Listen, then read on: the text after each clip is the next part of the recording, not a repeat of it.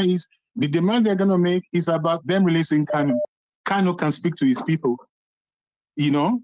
And when I say his people, I'm not being sentimental here, but they don't have any reason to continue to. To them, he's going to say, okay, they've released me. Everything is fine. You know what it stands for. You see. So the problem. Okay, they won't release him. Now, let me say something, right? But they can be forced to release him. You get that? When let's put it this way, me and you want to kind of put a scenario up now. Yeah, tell me if that is not possible, and I'll shut up. Okay, that one is possible. No, that one is possible. Wait, I haven't finished. Okay, then. I mean, then. Let's say for the first time, okay, people are organizing a national protest that has to do with almost everything that is wrong. Okay, and then they listed out few they could list out, and they said finally in their deliberation, they were able. People who have pretended that Nnamdi Kanu deserved everything that these criminals are doing to him all this while. Then they are planning a national protest, right?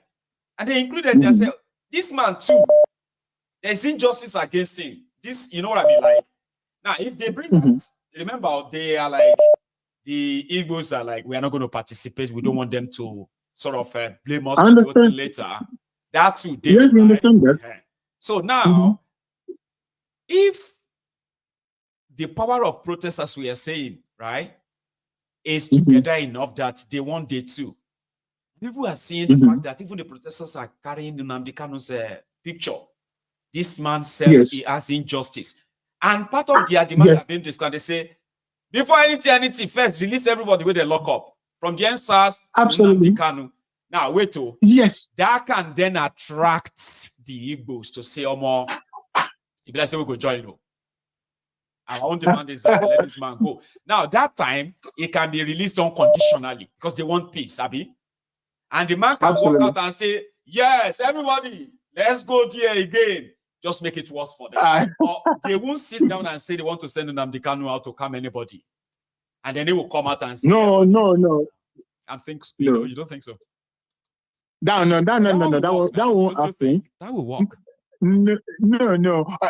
You see, never say no. Never say no, though. You know why? They can use the elders. This thing's about cultural issue. Right. You understand? Right. They can send elders to Kanu where he is to have a secret war. But the question is, Kanu is an individual. And Kanu, he is not going to, to be honest, if you look at Kanu in a way, he is somebody who understands what's going on. And because people have died in the quest for them having their independence as a Biafra state, so he cannot reach any compromise. Absolutely. That when it comes out, he's going to look so bad. That will look so bad. But what they can do, though, if they release him and say, okay, he cannot stay in the country, so he should leave back for UK, that won't be possible. So they put him in the aeroplane. So, but I'm not sure they will do that either because they know if he's in the diaspora again. See, you are still talking about them like, if this gets really, to that stage, right? And because they don't have choice. We want to make. See, I want a projection, right? A projection whereby, as these people's power force their hand to start sacking all these duplicated, like I said from the beginning, right? That's some power to say, oh, we are now diverting the money now to make sure that it's on to subsidy. Petroleum is now going to come down to 300 naira per liter. That's some power, right? You are forcing their hand. They are losing big, right? Yes. Just because they want to get power, they are conceding. Now, in the process, they will do. Listen, Nnamdi Kanu. This is what I'm saying. That's part of it. What is achievable, they can take the subsidy can be bring back. That's one that people can demand for. They can demand for Kanu to be released unconditionally. Two. Number three, maybe the third one could be returning to the regional government. But that one, what about achieving that one is the time frame. So they can say they put procedure in place to see how that is going to go. Anyway, you know what? Yeah, I will leave it to all the other viewers, okay? They are probably processing what you and I have just discussed now, right? So thank you so much. Let me take another one. We see you in Glasgow. Thank you. You're coming to Glasgow when I'll be looking forward to that. Don't promise what you can't fulfill, please.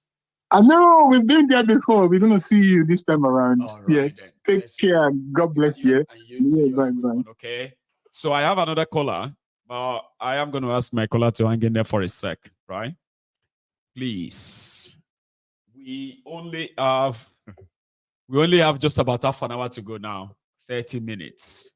I love reminding people. Okay. 2 things. I am raising fund. And as hard as that can be, I am so grateful to those who have responded. Seriously, your contribution further cements my conviction. That's I don't speak like motivational speaker, but I mean it. I can only crowdfund this in this little way, right? And then, little by little, we'll make something like bigger out of this. So I have something I'm bringing back here to show to you. And I need your donation to actually make that happen, like that support. So use my links there, the PayPal or the GoFundMe and the GoFundMe. Okay. So all you have to do is that wherever you are contributing, just attach the message. This is my little contribution towards the Yoruba Union's portal. Oh, sorry about that. I have a caller. Hello there. Hello, Michael. Good evening. Hello, ma'am. Good evening. How are you this evening or this afternoon? So, how are you doing? I am fine, thank you. I'm fine, thank you. How are you? I'm very well too. Trying to always let me say good evening to my fellow Temple of Truthers. Yes, you. I think we're at 942. So please let us like me to 1,000. And take Michael to 1,000, please. Yes, you. Michael, I listened to you on the last caller. I don't even know what to say in this protest. You know what I mean? Everybody has the right minority, and they have the right to eat. So everybody say no. Absolutely. This thing is not serious. They have to make Nnamdi Kanu number 1 or number 2. I said, okay, that's his priority. And if everybody has to hear their view, right, he also has the right to. So I'm not going to push it further, like say change his mind. What about this way? I said, no. That way is better. Okay. But you know one thing you're always saying to me on this platform, right? That you should always just share your thoughts, share your how you say your mind, because the people who exactly and somebody else can take it and run with it and maybe finesse it or whatever. Do you understand? So it's a good thing that we're all having this conversation. I think it's a good conversation. But let me tell you what, right? When we're having this conversation, it then dawns on me that the task at hand is quite daunting. Do you understand? Because there are so many wants, but the biggest problem we have is that the people who should deliver on those wants are criminals, are not credible people, So it becomes a bit confusing as to exactly which way to go, to be honest, because you've always said one thing here is pulling down the establishment is what we're trying to achieve. And he has no animosity in it, because for it, the establishment you want to pull down is the establishment of a rigged system. It's rigged against you. So you are not pulling down something good. You're not pulling down something that is working. You are pulling down the hegemony of career criminals who have taught us to accept it that way. That's what you're pulling down. That's what we're pulling down. So, I agree about Mazi Nnamdi Kanu. I want that man to be free. I want him to be able to be all he can be for his people. Yes. Do you understand? For our people. But they're just, like I said, there are just so many wants, and the people who are supposed to deliver on those wants are not people who are ready to do any kind of dialogue with the people. And neither should the people even want to do a dialogue with them, because, like you said, these are career criminals. And all they want is to rob the people blind, and they don't want you to talk about it, right? So, for me, just thinking about what should be the first thing we need to do. Do we even understand what we are asking for? I listened to your program yesterday. I saw the Ugandan president Museveni, threatening his people, basically, right? And then you showed Kampala, and you said, look at this. This man has been in power for 40 years. 40 years, right? and he hasn't done any meaningful development, to his people. I don't know what kind of leaders what kind of complain. They cannot. And they're not allowed to complain. I don't understand the people that we have, presiding over the helm of affairs in that continent. Now, if we talk about, okay, like Tinubu is a CIA asset or whatever, he's taking his direction and his lead from, outside the country or some other establishment. What is the excuse of Museveni? Who is leading him, for goodness sake? Why don't I think somebody else on this platform said the same thing about we don't care for ourselves. And it's something my mom said, that even if the CIA is leading you, even if you have all of these people, they didn't put a gun to your head. You don't have to do half of the things that they want you to do. Highest, you be an asset they can't use and they want to get rid of you. Bottom line, do you understand? But you don't have to do half of the things that they're doing, But here we are in a continent where the people who are the helms of affairs want to deal with the people, keep them impoverished, keep them illiterate, just so that they will remain in power. I don't understand it. It really boggles the mind, And then you had Obasanjo today talking about Africa sitting on a keg of gunpowder. I'm listening to him and saying to you, you were president. You were a genocidal maniac at some point in time. That's right. Then you became president of the country. How did you help that whole keg sitting on a keg of gunpowder situation? You only made it worse. Because if you could have, you should have sanitized the whole system. But you didn't do it. You had the chance to exactly perpetuate himself in power. You wanted to perpetuate yourself in power. Now you're talking about Africa sitting on a keg of gunpowder, which you didn't help. So now here we are at this point in time where all of these experiences and things that we've passed through have put Nigeria. And now I feel like the ask is just too many. Because first of all, you need to get rid of all of these people, including Koolu. Do you understand? Because he's not about to do anything. That's what they are selling right now. Fear everywhere. Fear. Exactly. Don't join them all. They want to burn Nigeria down. This and that and the other. And the people that are saying all of this, they are living inside that same place. They're living inside the same place. They're experiencing the same thing. You're experiencing the same hunger and everything. Look at the woman that came out and said, FCT indigenous. I said, FCT indigenous. What are you on about? You're part of the problem. You're making a very strong case for this country to be dissolved. Because if you're asking me to leave the federal capital, go back to your states, to go back to my own state, please, of what use is the federal capital if that is the one place I am entitled to as a Nigerian to protest? Do you understand? That is the one place that every Nigerian should be able to go and protest, and you are telling me because you're FCT indigenous women, you're not allowed. Are you a joker? Yeah. I feel like there's so many acts, and I think for me, I'm just like, I don't know. What the makes acts it are too even many, harder? Charm, right? Yeah. People can be xenophobic, people can be racist. But when you take all this, when you institutionalize all this thing and your government, the embodiment of your government is that of the bigots, racists, xenophobic individuals. And then they are the ones who are running things. That's a problem. You can't say, now some people with power who are using that to tell you who is enemy of Nigeria, who is friend of Nigeria among the citizens because of their position, either rejection or support for whatever you are doing. You categorize citizens. Bigotry is not institutionalized, man. It's just a matter of time, child. Honestly speaking. I agree with you. It's a matter of time. I know that at some point in time, people are going to realize that they do not want to be in the situation that they can actually have a better life. It is getting there, But for me, I'll tell you my dream, my own imagination is I wish I was a rebel leader. I won't even say, I would just go there with gun. I don't mind dying. I'll kill everybody. Because you need to get rid of. So many of us who wanted to be like a Navy SEAL like that. Just go there, Rambo style.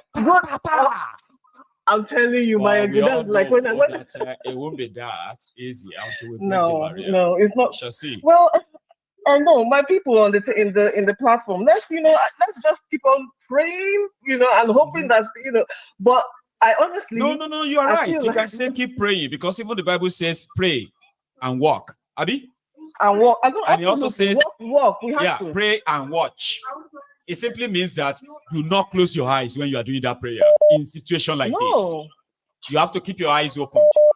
You have to keep your eyes open. Have to. When you are praying, whatever prayer you are, and you are working towards that. Thank you so much, Charm. Thank you, Maego. Please let other people call and let us see if we can. Heard yes. Yes, absolutely. God bless you. Thank you, Maego. Right. God bless you too. Yes, ma'am. Now that's Charm, ladies and gentlemen. I do have another caller in quick succession. Here is the Prince Jejeman, representing IPOB for life, Baba. That's Prince Jejeman. Yes, sir. How are you this evening? Baba, I'm fine. Oh, you, Uncle? I'm still here. You know? Our Tukano Mike. Yes, sir. Baba, we hail you. Thank you. The big and the biggest masquerade. Well done, Ekusha. Sir. Yeah, Baba. Yesterday I did mathematics for our people concerning the destruction, these criminal gangs that are in Asorok, the destruction that they are bringing upon everybody. You know, one thing about this government is that they know that Nigeria do not want them. They force themselves in. You know, so they believe that they own Nigeria nothing. Okay? They believe that they own nobody anything, including the army or including the police where they guide them. They don't regard anybody because everybody is inside this mess. Okay? Yesterday, I did arithmetic of what only the 21 billion they used to build a house for one man. That can build up to 210 houses at the cost of 100 million naira each, and you have key of your building. You know, 210 duplexes. That is what they use. Wike that call himself minister. That's what he used to build one man that they call vice president, one house, and he's sleeping in one room. And they are telling people not to protest. Why I call tonight is because I'm seeing how the wind is blowing. You know, our people used to make one adage. They say when a music changes tone, you will change the dance. Your dancing step. Okay. You see, the police IG came out and it's like, oh yeah, yes, it's your right to go and protest. You know, one thing I'm sensing is that they've perfected the way they are going to infiltrate the protest, how they are going to destabilize that protest. Are you getting me? I'm with you. So the people who want to go and protest should have plan B and plan C. Okay, and under plan B, you have self-defense will come in. Self-defense is your right. That's right. Self-defense, under self-defense, who comes to kill you and you kill that person is not a crime, it's not a sin. Okay, that's Abuja that made that video has added an extra to this. So I tell you, I'm waiting for Asari Dokudon, right, to come and make his own video to defend Tinubu, because I mean it's going to be so dramatic in the coming days. Prince Jejeman.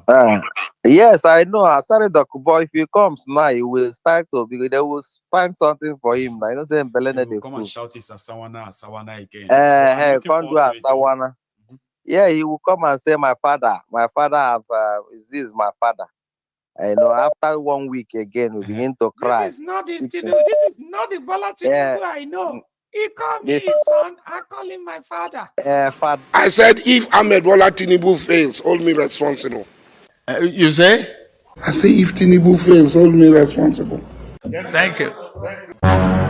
Because people are already angry that this is the worst government. We have just started. We must learn a lesson. Prince Jejeman. So, Baba, so what I'm saying in essence, you know, that I started talking about a case. Sorry, no, man. You know, Ugo, making carry shame come out. Nigerians go see him. You know what I'm saying is this: anybody that's coming out to protest, Baba, you must have your plan B, put on one side, It's important. put on far, no carry and come out first time. You understand? Then, as General Uja said, you know, if they kill one person, they don't put fire. They don't buy markets. They don't buy market. So not and then go only them they craze, they threaten people, right? It's better they let them know that go ahead or do all your threats. And I love the fact that he also said, please don't stone the police, don't attack them or anything. Just go your own thing. The guy spoke very well. You get what I mean? Like he didn't come and speak like somebody who just want to make mouth. Yes. And his message is very stronger and very direct. Yeah. Exactly. So